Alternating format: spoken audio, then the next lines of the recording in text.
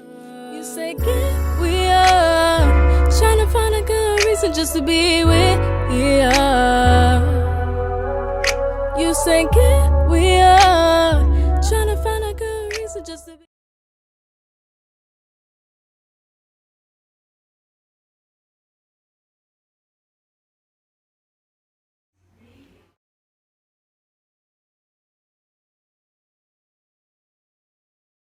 So, who do we have here today? My name's Dee, and I'm with Eminent Effeckz. How old are you? 35. Where are you from? New Orleans, Louisiana. So, how did you end up in Houston? In Houston. All right, so I went to college in Southern and Baton Rouge for like a year and a half. Moved to Houston with just me and my clothes and just started like, I've been in the medical field for like 15 years now. So just pretty much created that career for myself until now. So, do you see yourself getting out of the medical field? Eventually, I'm transitioning now. So hopefully. Okay, so how's that transition? It's been good. It's been good. In order to finish barber school for the last like 14 years or so, I was working day shift. So I had to switch to night shift to finish barber school in a quicker time than I was intended to do. So I went to night shift in the ER. That was great. So once I finished barber school and I actually came to the shop, I switched to morning shift part-time. So Monday, Wednesday, and Friday, I'm at the hospital. Tuesday, Thursday, Saturday, I'm here in the shop. So I'm slowly transitioning just to make sure everything meet up. Okay, that's cool. The $1 million question. How did you get started? So, like, I know you do locks, and I know you say you graduated barber school. So what's your title? Do you have a title? My title, I mean, I guess in the industry, I'm a barber and loctician, barber stylist, you know, whatever people want to call me, basically. But like you said, I went to school for barbering, and locks just kind of fell in my lap. Like, I used to always know how to do locks at home, but not nothing professional. So once I was in barber school, I went to a school that I was the only girl. So it kind of just fell in my lap, and here I am. Like, what age did you gain your interest in barbering? Okay, so my stepdad, he was a barber briefly. So I kind of gained the interest there. Then once I became like 19 or so, I cut my hair off, and I had friends in the barber industry, and I always wanted to do it, but I'm a perfectionist. I never had any interest in hair, so I had fear. And then one day I just was like, you know, I'm tired of working for other people, so maybe I could really just do this. So it was a goal. So your stepdad kind of had an impact on you. Yeah, my stepdad, and just, you know, I just thought it was dope to be able to like take this canvas and just do your thing, create it. You know, it's kind of like make you an artist almost. 'Cause sometimes you building something from nothing. If you did not become a barber, like when you were a kid growing up, what was your dream career?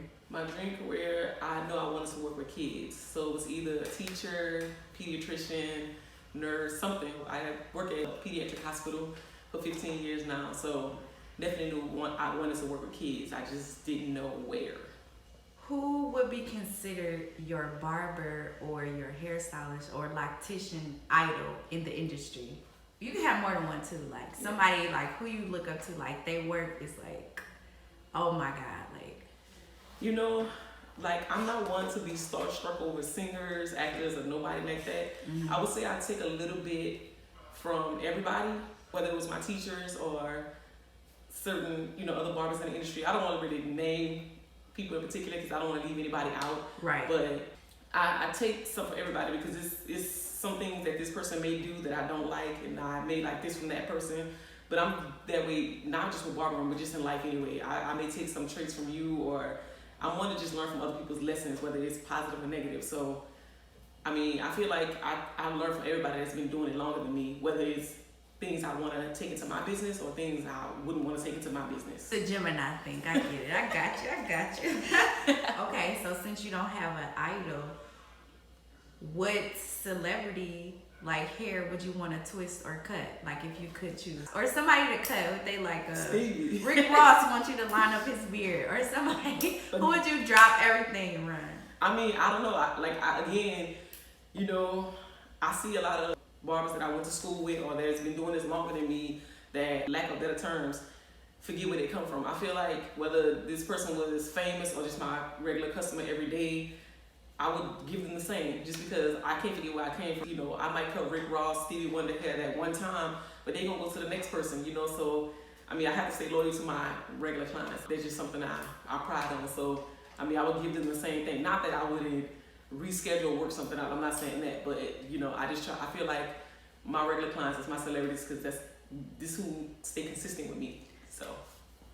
Where the money reside, where the money reside. Exactly, Okay, that's understandable. So I did hear you say, like, you do a lot of people in your community. You're a part of the LGBTQ community. So do you have any projected dreams or, like, goals within your community? Do you feel like you could be, like, somebody top tier that really represents and does big things? In our community, I mean, I feel like we've come a long way just as, when it comes to the Black Lives Matter movement, just like Black people, we've come a long way. Same thing with LGBTQ.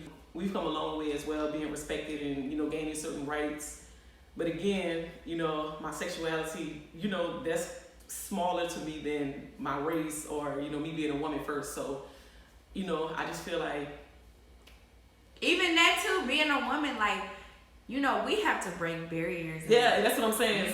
So that's what I'm saying. Like, I feel like, yeah, I mean, more so being a woman, and then secondly, like you said, a Black woman, LGBT, things like that, like to most masculine, women or whatever, feel like we have to have this, facade of we hard and all this. That's not me. I'm who I am, so I'm a woman first, I'm a mom first. It'll be dope to kind of show the other side. Just the way that you carry yourself, like you said, you're yourself. So it's like, it's just people that are probably you in the inside and seeing this, you know what I'm saying? They're going to see you and it can inspire them. Like, you never know how many people are just fighting to do what you're doing and just, you know what I'm saying? Like, you really are breaking barriers. So I don't want you to ever downplay that. I want you to give yourself that pat, for sure. I appreciate that. Where do you see yourself in the next 5 years?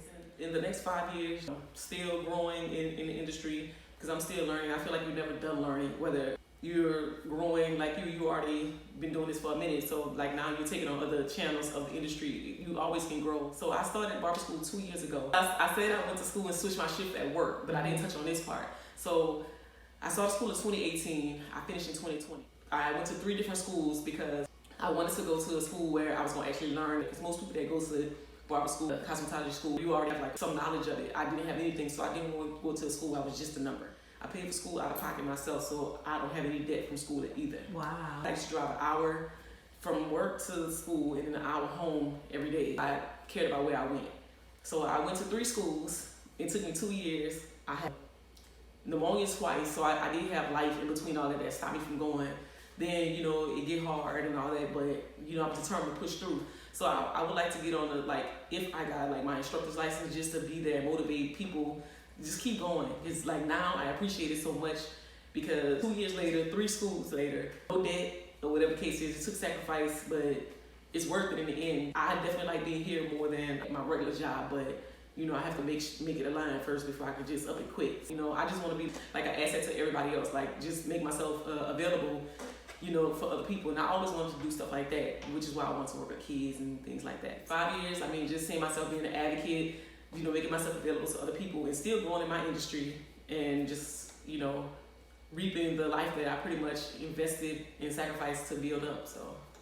Proper preparation prevents poor performance. You're on the right track. What would you say to that young kid, that young girl, that young boy who is maybe just graduating or in college and their dream is, to maybe become a barber or a hairstylist? Like, what advice would you give them? I mean, I have a daughter, so she's going to 8th grade. She's my first person I get to do this for. I mean, back in the day, when our parents were younger, it was go to college, go to college, go to college. But college not for everybody.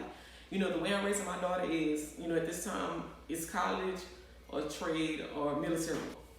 I mean, she's learning to braid hair and do all this extra stuff, so now she's saying she want to do cosmetology. But I don't want to just throw college on her just because that's what I was taught, because I have friends right now with degrees that was in barber school with me, and now I'm doing that. So times have changed, and I just feel like, we need to adjust to the new way. Do what you want to do. As long as you're willing to sacrifice and put in the work, it could be done. Nothing great comes easy, and sacrifice comes in anything that's great. So just keep going.